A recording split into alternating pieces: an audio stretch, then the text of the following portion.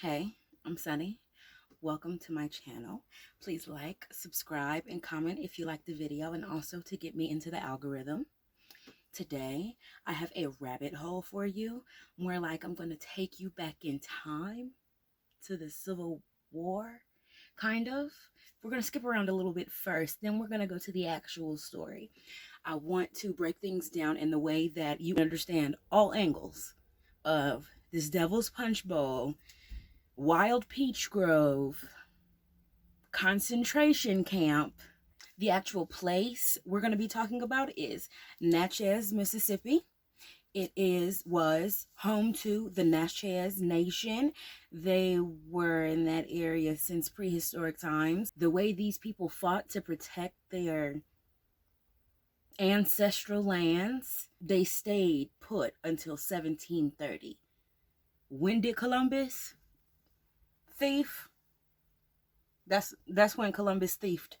First, I want to talk to you about the Civil War, so we know the American history and that timeline, and then the Natchez natives, their timeline, and then we're going to meet together on the Mississippi River in about 1862. I have notes here so I don't go out of timeline. So that's what I'm looking at. I literally typed up and printed notes so I don't go out of timeline. The Civil War was provoked by the first ever Republican president, Abraham Lincoln being elected into office on November 6th, 1860. Mr. Abraham Lincoln was the 16th president who was inaugurated on March 4th, 1861. The Republican Party emerged in 1854 to combat the Kansas-Nebraska Act and the expansion of slavery into American territories. The early Republican Party consisted of Northern Protestants, factory workers, professionals, businessmen, and prosperous farmers. And after 1866, former black slaves. The party had very little support from white Southerners. It's like when you spoil a child and you give them everything they want and they're finally told no. Most of those kinds of kids throw tantrums, fall on the floor, scream to the top of their lungs. And that's exactly what the South did. Southern states started to secede, South Carolina being the first. These seceded states eventually formed what we know as the Confederate States of America.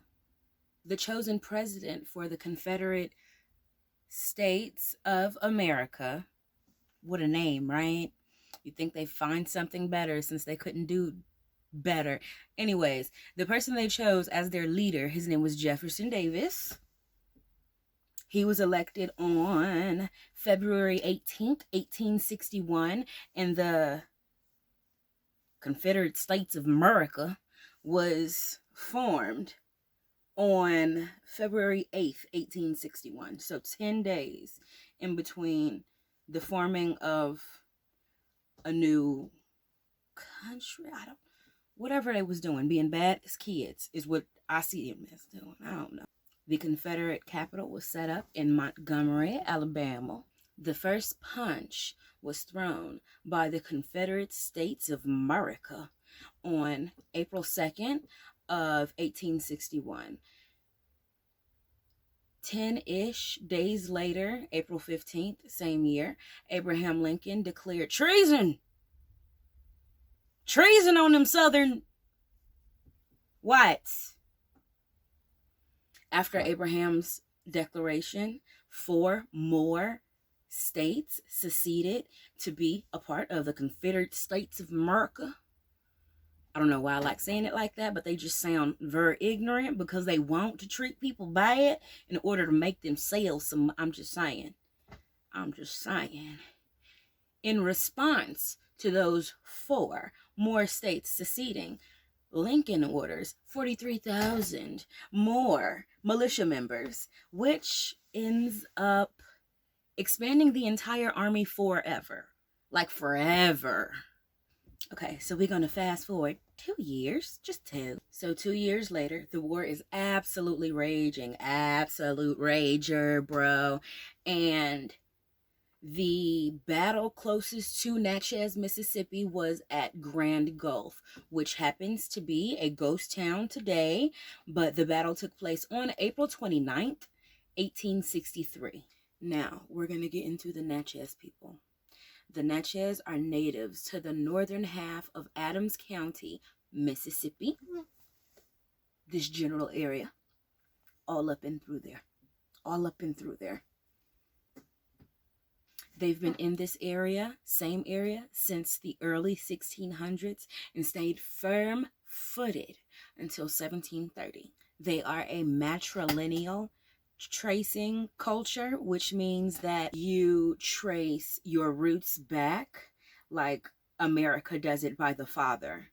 They automatically give you your father's last name. It would be the opposite. It would be the mother, the person who carried you instead of the person who shot you out. You know what I'm saying?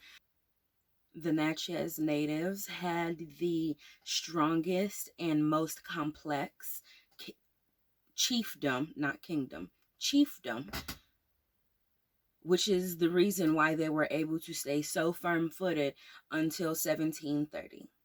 1729 was their year when I'm looking at it. The research, this is an artist depiction of the native Natchez revolt, which happened because French colonizers built on Natchez land and kept doing so without permission, and the Natchez weren't having it anymore, so they like slaughtered colonizers in order to put their foot down. But the next year, the natives, the Natchez, were defeated and dispersed. The Natchez culture specialized in mound building. They are most known for this structure here called Emerald Mound. Emerald Mound is the second largest pre-Columbus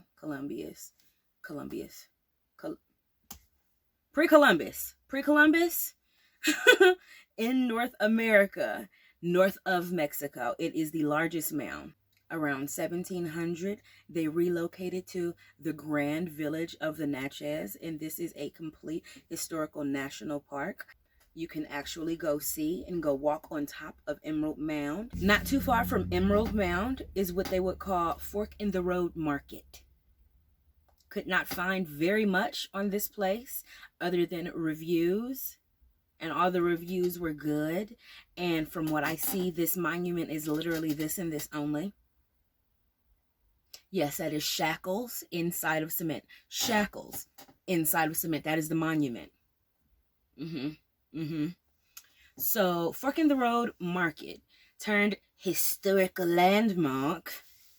It started out as the worst slave market in North America. And there is zero info besides what I've just said to you about this market.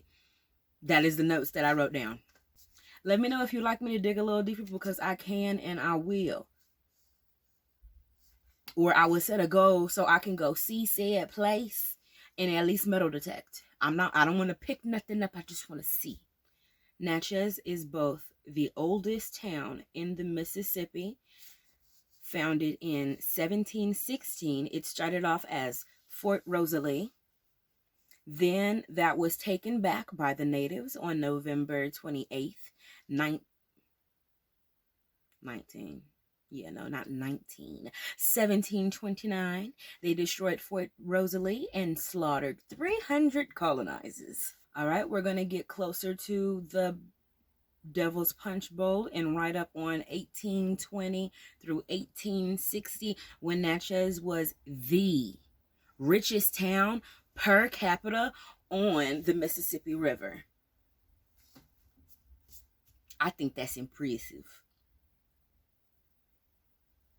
But also it was all stolen. So, Yeah, they just started building there. And as you see, look at everything that they've built. It's so beautiful.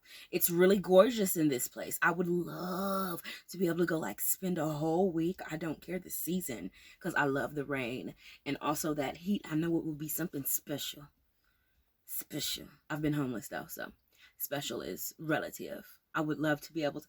My family comes from Adams County, Mississippi. So literally, I would love to go be able to spend a week. All right, the main attraction. I have to read this from the paper because it's so much fine detail that I don't want to miss anything, say anything wrong. So, let's start. Okay. We know about this because the locals allow these gorgeous and consuming wild peach groves to rot. No one eats these peaches. This is copy and paste from the website right here. I will put the whole link in the description though. People mostly associate the term with Nazi Germany, but historians say it's true. They also existed in America. And not just for the Japanese. During the Civil War, authorities in Natchez, Mississippi, forced tens of thousands of freed slaves into camps built in what's known as the Devil's Punchbowl, local historians said. Untouched fruit falls to the ground near the banks of the Mississippi River around a bend in Adams County, researcher Paula Westbrook said. They talk about there's the most beautiful wild peach groves down in the punch bowls, Westbrook said, and like a peach, the area known as the Devil's Punch Bowl has a pit, a mass grave from the 1860s. Westbrook, who co-founded Delta Paranormal Research, said, historians estimate that in 1 year following Union troops' arrival in Natchez, up to 20,000 freed slaves died in contraband camps below steep bluffs. Look at them bluffs, y'all. They steep. And them houses is nice.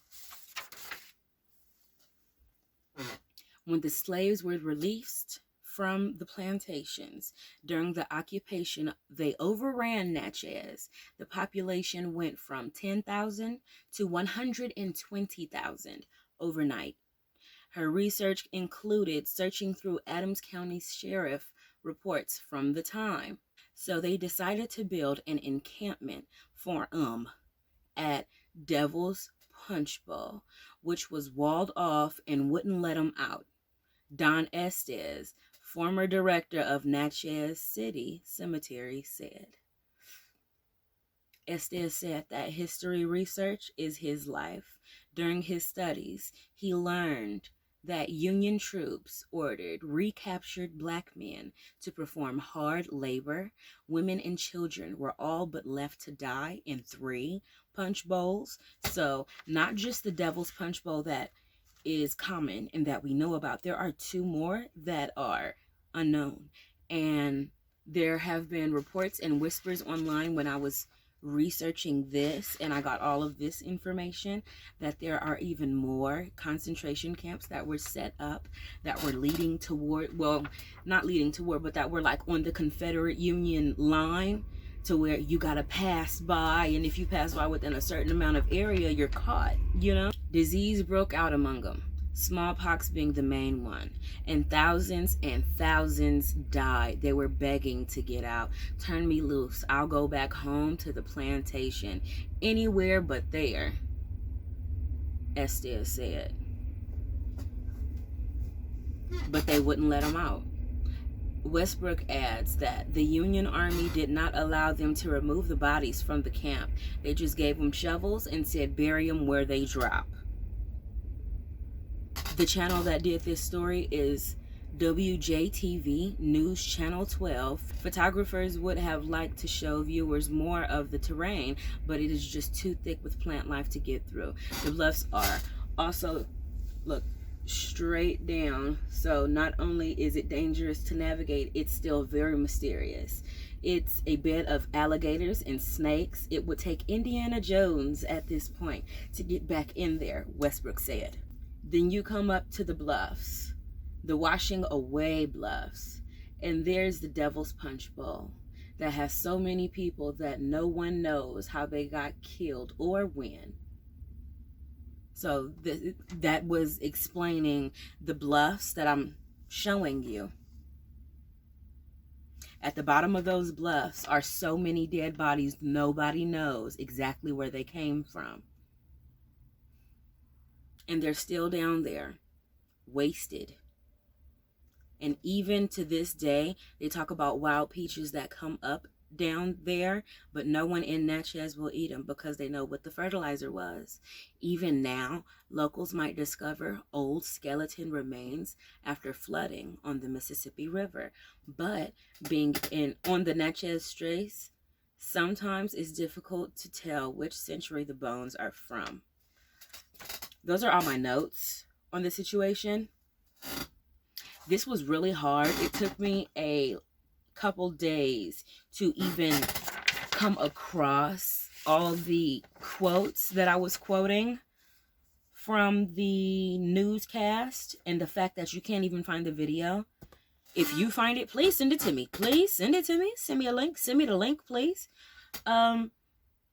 It's very sad that we don't know much of what happened, but that also we don't even get a chance or a choice in the matter. But I'm sure if more people knew about this, if more details were known, if some of those bones were tested, I